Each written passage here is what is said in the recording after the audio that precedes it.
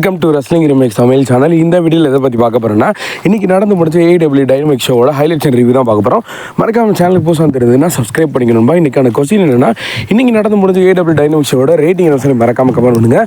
என்னோட ரேட்டிங் வந்து பார்த்தீங்கன்னா 8.9. அந்தளவுக்கு வந்து பெஸ்ட்டாக இருந்துச்சு இன்றைக்கி நடந்த ஷோ. அண்ட் மெயின் இவெண்ட்லாம் செம்ம ரியலி ஆரஞ்சு கேசடி தரமான பர்ஃபார்மன்ஸ் கொடுத்துருக்காரு திருப்பி வந்ததுக்கப்புறமா.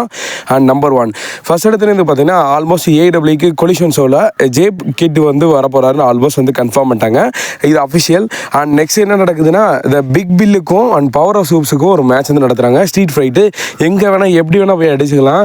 உண்மையிலே இந்த மேட்ச் வந்து நான் இதில் தாங்க பார்க்க ஆரம்பித்தேன். அந்த ஃபஸ்ட் மேட்ச் எனக்கு என்னன்னு தெரியல, சாரி மன்னிச்சுக்கோங்க. அது மட்டும் நான் வந்து பார்க்கல. இது எல்லாமே வந்து ரியல் இந்த மேட்ச்லேருந்து தான் பார்க்க ஆரம்பித்தேன். அண்ட் உண்மையிலே சூப்பருங்க. உண்மையிலே எதனால இந்த AEWக்கு ஒரு சில சூப்பர் ஸ்டார்லாம் இதை விட்டு போக மாட்டுறாங்கன்னா, இதில் இருக்கிற இந்த கொடூரமான மேட்ச் எல்லாமே வந்து நம்ம ப்ளே பண்ணிக்கலாம். அண்ட் இதையுமே இவங்க உடம்பு தாங்குது பார்த்தீங்களா, அந்தளவுக்கு லாஸ்ட்டாக எண்டிங் இந்த மாதிரி இருக்குன்னா பிக் பில்லை தூக்கி போட்டு மிதிச்சிருவாரு. மொத்தமாக அந்த ஒரு கொடூரமான அந்த வலையாக இருக்கும்ல அந்த கம்பி, அந்த இதுக்குள்ளே படுத்துருவார் பிக் பில். இதுக்கு மேலே வர முடியாது.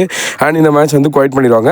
இந்த மேட்ச்சில் பவர் ஆஃப் ஹூப்ஸ் வந்து அவர் ரத்தத்தோட இந்த மேட்ச் வந்து முடிச்சிருவார். அண்ட் இந்த மேட்ச்சில் அவர் வின் பண்ணிடுவார்.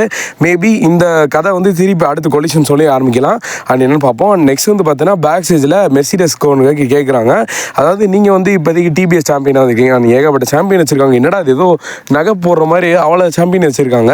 அண்ட் இப்போதைக்கு அவங்க என்ன சொல்கிறாங்கன்னா, நான் தான் வந்து 2025 அண்ட் இது பாசியரும் சரி, இந்த ரீசன் நான் தான் greatest of all time champion உங்கள் எல்லாத்துக்கும் தெரியும். அண்ட் அகைன் ப்ரூவ் பண்ணிக்கிட்டே இருக்கேன் அப்படின்றாங்க. அண்ட் ஜப்பான் ரெஸ்லிங் சேர்ந்துருக்காங்க. அவங்க வந்து பார்த்தீங்கன்னா லாஸ்ட் நடந்த அந்த கிராண்ட் ஸ்லாம் மேட்ச்லேயும் வந்திருந்தாங்க. அண்ட் அப்போ வந்து பார்த்தீங்கன்னா மெர்சிடஸ் வந்து அவங்க மூஞ்சிலே அந்த டைட்டில் வச்சு ஒரு அடி அடிச்சிருப்பாங்க. அண்ட் அவங்க வந்து ஆடியன்ஸாக தான் உட்காந்துருப்பாங்க. அவங்ககிட்ட இப்போ கேட்டப்போ அடுத்த நடக்க போகிற ரெவல்யூஷன் ஷோவில் வந்து நான் வந்து மேட்ச் பண்ண போகிறேன் அப்படின்ற மாதிரி வந்து ஆல்மோஸ்ட் அவங்க கன்ஃபார்ம் பண்ணிட்டாங்க. அஃபிஷியலே கன்ஃபார்ம் பண்ணிட்டாங்க. இது உங்களுக்கு இப்போ தான் தெரியுது போல, என்ன நீங்களே என்னை கேட்காம வந்து பண்ணிட்டீங்க, அதெல்லாம் வாய்ப்பில்லை அப்படின்ட்டு இவங்க அப்படியே பேசிகிட்டே நழுவிட்டு போயிட்டாங்க. இப்படி தான் கண்டிப்பாக மேட்ச் நடக்க தான் போகுது. அண்ட் நெக்ஸ்ட் வந்து பார்த்தீங்கன்னா ஹங்கமன் ஆடம் பேச்சுக்கு MJF எப்பயுமே போலே அவர் செக்மெண்ட் கட் பண்ண பேச வராரு. அண்ட் எப்பயுமே ஜெஃப் பேரட்டை விட்டுட்டு அடுத்த செக்மெண்ட்டுக்கு ஆரம்பிச்சிட்டாங்க AEW. அண்ட் இப்போ இந்த டைம் தான் கரெக்டான செக்மெண்ட் இவங்க ரெண்டுத்துக்கும். ஹங்கமன் ஆடம் பேச்சு அதே மாதிரி ஃபேஸ் டு ஃபேஸ் வந்து நிற்கிறாரு. இவங்க ரெண்டுத்துக்கான ஒரு செக்மெண்ட் வந்து நடக்குது. அதுக்கப்புறம் என்ன ஆகும், நம்ம MJF வந்து கரெக்டாக அவள் பார்க்குற நேரத்தில் அடிக்கலாம்னு பார்க்கும்போது அண்ட் இவங்க ரெண்டுத்துக்கான அவர் ஹங்கமன் ஆடம் பேச்சு கண்டுபிடிச்சிட்டாரு, நான் அவனை பொழந்தே தீர்வேண்டா அப்படின்ட்டு ஆளுக்கு மாற்றி பிடிச்சிட்டு தள்ளிக்கிட்டு இருந்தாங்க. அண்ட் இங்கே வந்து மேனேஜர் AEWயோட மேனேஜர் வராரு. அண்ட் மேனேஜர் வந்து அவர் எதுவுமே பேசல, ஏன்னா வாங்க நட்டி இன்னும் மறக்கலையா அப்படின்னு வந்து கேட்ட மாதிரி தான் இருந்துச்சு ஹங்கமன் ஆடம் பேச்சு. அதான் மைண்ட் வாய்ஸு. அண்ட் இப்போ வந்து இவங்களுக்கான மேட்சை மேபி அடுத்த நடக்க போகிற AEW டைனமிக் ஷோவில் பார்க்கலாம், இல்லைன்னா ரெவல்யூஷன் ஷோவில். ஏன்னா அவங்க ரெண்டுத்துக்கான மேட்ச் வந்து நல்லாயிருக்கும் என்னை பொறுத்தளவுக்கு.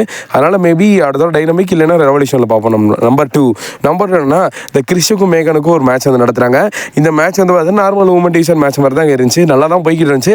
அண்ட் இந்த மேட்ச்சில் நான் கூட ஒரு வேளை கிறிஷை வின் பண்ண வச்சுருவாங்க அப்படின்றப்ப, ஏன்னா இப்போ தான் மேகன் வந்து தோற்றுருக்காங்க மெர்சிடஸ் தான், அதனால மேபி இவங்களை வந்து திருப்பி தோக்கடிக்க மாட்டாங்கன்னு நான் ஒரு சைடில் யோசிச்சுக்கிட்டே இருந்தேன். அந்த மாதிரி தான் இருந்துச்சு. இந்த மேட்ச்சில் டேரெக்டாக தோற்ற மாதிரி வந்து காட்டாமல், அதாவது கிறிஷ் இந்த மேட்ச்சில் டக்குன்னு ஒரு டிஸ்ட்ராக்ஷன் ஆயிரும். அவங்களோட மேகன் டீம்லேருந்து ஒரு ஆள் வந்துடுவாங்க. நான் இதுவரையும் அவங்கள பார்த்ததே இல்லை. அண்ட் அவங்க வந்து தள்ளி விட்டதுக்கப்புறமா கரெக்டாக வந்து அவங்க இதை யூஸ் பண்ணி அவங்களோட ஃபினிஷர் மூவ் போட்டு இந்த மேட்ச்சில் வந்து பார்த்தீங்கன்னா மேகன் வின் பண்ணிடுவாங்க.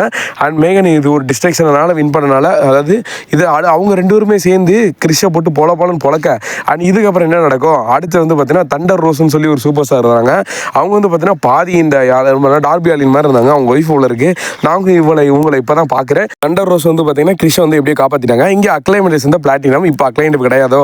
அவர் வந்து அடுத்த நடக்க போகிற கொலிஷன் ஷோவில் அவர் வந்து ப்ரூவ் பண்ணி காட்ட போகிறார். என்ன சொல்கிறாருன்னா, நான் வந்து எப்பயுமே கிரேட்டஸ்ட் ஆஃப் ஆல் டைம் என்னோட லைஃப்ல எனக்கு வந்து தெரியும், நான் வந்து ரிசல்ட் பண்ணுறதில்ல. அண்ட் இப்போ அடுத்த நடக்க போகிற கொலிஷன் ஷோவில் கம்மிங் கொலிஷன் ஷோவில் வந்து பார்த்தீங்கன்னா ஒரு ஓப்பன் சேலஞ்ச் சொல்ல போகிறாங்கன்னா, அது யார் அக்செப்ட் பண்ணுறீங்க இல்லையோ அவங்களுக்கும் நான் வந்து ப்ரூவ் பண்ணி இந்த ஃபோட்டோ இந்த ஒரு லிஸ்ட்டில் நீங்களும் வந்து சேர்ந்துக்குவீங்க, நான் உங்களை தோக்கடிச்சிட்டேனா அப்படின்னு வந்து சொல்கிறாரு இப்போதைக்கு.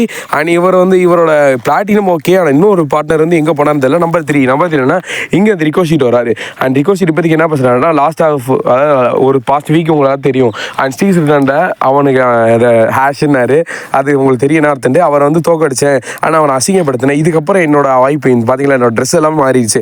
அண்ட் இதனால் இதுக்கப்புறம் நான் வந்து என்ன பண்ணணும்னா, என் ட்ரெஸ்ஸு கீழே ஒரே ஒரு டைட்டில் மட்டும் வரணும். அது நான் எந்த சூப்பர் ஸ்டாரும் சரி, கமாண்டரும் சரி, AEW இன்டர்கான்டினென்டல் சாம்பியன் சரி, AEW வேர்ல்டு சாம்பியனாகவும் சரி, அண்ட் என்ன இருந்தாலும் நான் வந்து சாம்பியன் ஆக போகிறேன். உங்கள் எல்லா மக்களுக்கும் நான் வந்து ரிகோஷிட் வந்து 2025 சாம்பியன் ஆகி ப்ரூவ் பண்ணி காட்ட போகிறேன் அப்படின்னு வந்து பேசுகிறாரு. அண்ட் இதுக்கப்புறம் என்னென்னா சடனாக ஒரு என்ட்ரன்ஸ் வருது, ஸ்டீவ் ஸ்ரீலாண்டோட என்ட்ரன்ஸு. அதை பார்த்தோன்னே என் தலைவர் வந்து சர்க்காயிட்டாப்புல, என்ன பண்ணுறேன்னு தெரியல. ஒருவேளை இவர் வந்து அடிச்சு விடுவாரோ அப்படின்னு வந்து எதிர்பார்த்துக்கிட்டு இருந்தேன்.